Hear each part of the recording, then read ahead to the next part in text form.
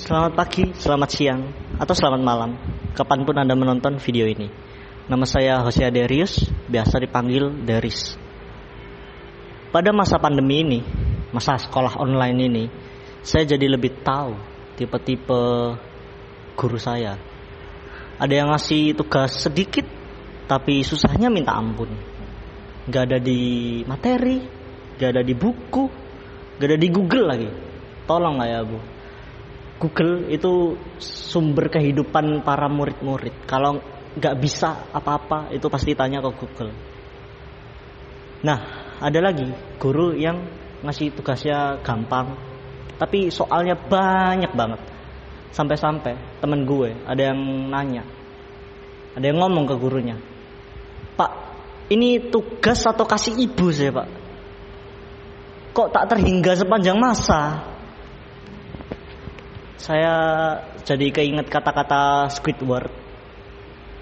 Pekerjaan yang susah itu akan lebih mudah jikalau tidak dikerjakan. Nah, gue ada cerita. Kemarin pas naik kelas 11 kan dapat guru baru. Guru barunya itu ngasih tugas. Habis itu gurunya ngechat, "Anak-anak, tolong ganti foto profilnya dengan foto asli ya. Soalnya tadi ibu lihat ada anggota Blackpink ngumpulin tugas." Ya gak mungkin lah Bu, anggota Blackpink ngumpulin tugas bahasa Indonesia gitu kan, gak mungkin. Nah, ada guru unik dari sekolah saya. Guru ini laki-laki, bapak-bapak yang umum biasanya, yang bangun pagi sarungan, duduk di teras, nyebutin jenggot pakai koin, ya kayak bapak-bapak umumnya lah. Guru ini ngajar pelajaran fisika. Nah, pas guru ini ngajar, ini tuh unik banget. Dia itu selalu ngasih cerita. Gini misalnya, kemarin tuh saya naik gunung sama anak-anak pecinta alam. Pas sampai di puncak, saya haus, saya masak air buat bikin kopi. Kan enak ngopi sambil lihat pemandangan gunung itu.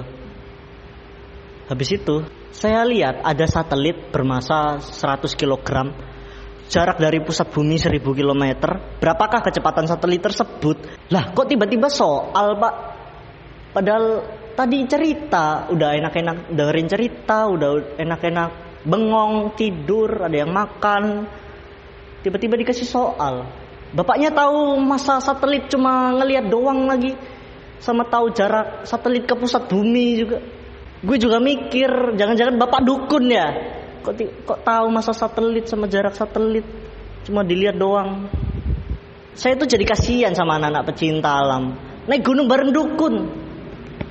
Tapi saya kagum sama guru tersebut, soalnya bisa menyemangati saya untuk lebih sering naik gunung, untuk lebih sering apa ya ngomongnya ya, memancing perhatian kita lah, supaya belajar lebih giat gitu. Hal lain yang gue pikirkan dari kata sekolah itu teman. Pasti dong, kita semua punya teman. Kalau nggak punya teman berarti Anda tidak punya hidup. Wah, gue jadi kepikiran nih.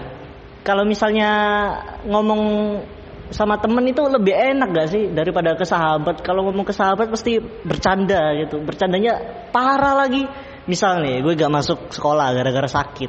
Kalau gue ngomong ke temannya itu pasti gini, lu kenapa? Kemarin sakit apa? Udah enakan belum? Tapi kalau ngomong sama sahabat itu sakit hati, tau gak lo? Lo masih hidup aja lo. Kemarin kenapa? Perasaan kemarin gue lihat deh lo minum gas air mata. Kan gak enak gitu bercandanya, kebablasan gitu, terlalu menyakiti hati, tau gak? Masa minum gas air mata? Mau kurang kerjaan apa aku minum gas air mata? Nah, pernah gak sih lo dilupain sama teman sendiri? Kan kesel gitu.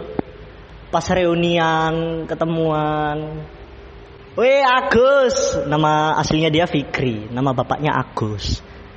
"Lo siapa?" "Gue Deris."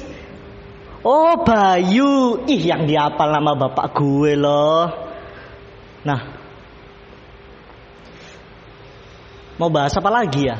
Tadi sudah guru, teman. Oh iya kamar mandi. Nah ini gue mau banding-bandingin kamar mandi swasta sama kamar mandi sekolah negeri.